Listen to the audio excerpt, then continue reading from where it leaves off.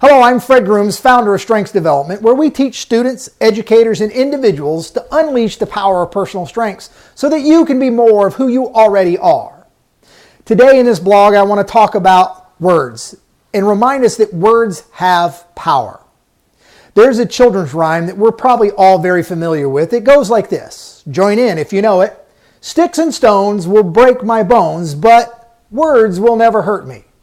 The thing is, we all know that that's really a lie because words have power and words will cut to the bone and marrow of your soul.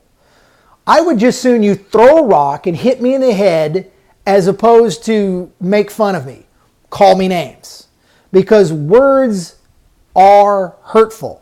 Words can also be fabulously powerful when used in the right way.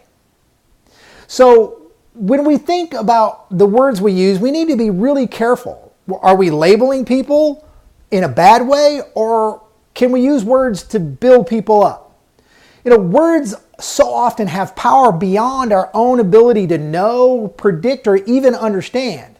Sometimes something simple we say to somebody can have a major impact, both for positive or sometimes for the negative.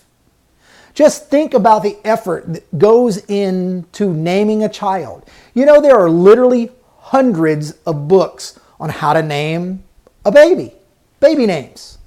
Now, if you're an educator, I know that, naming a child, if you had one while you were an educator, is probably difficult because somewhere along the way, every child's name you want to pick gets tainted by some kid you knew in class.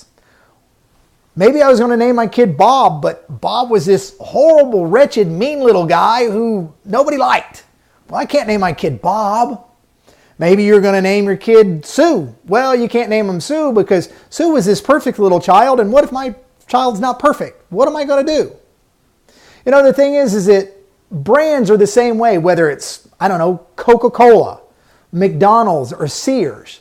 Every one of those names and labels have an expectation that comes with it. We expect to go into McDonald's and get a McDonald's quarter pounder or a Big Mac from anywhere we go. It doesn't matter. Our expectations are set.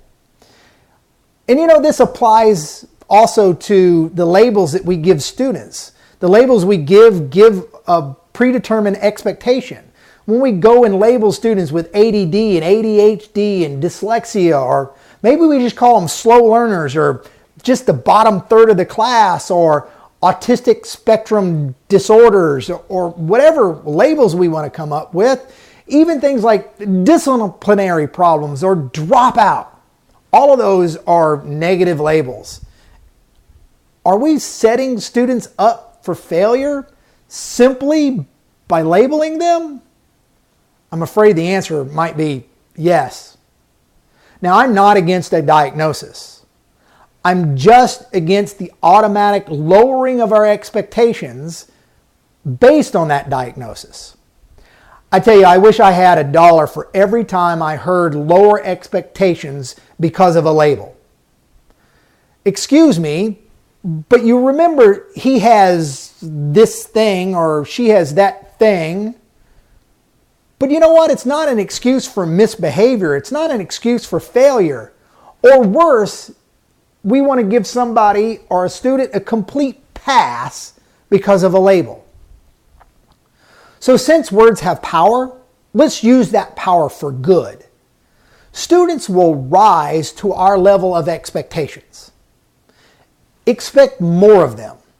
I truly believe that if we actually spend time developing what's right about students and less time creating labels to describe what's wrong with them, students are going to excel beyond our own expectations.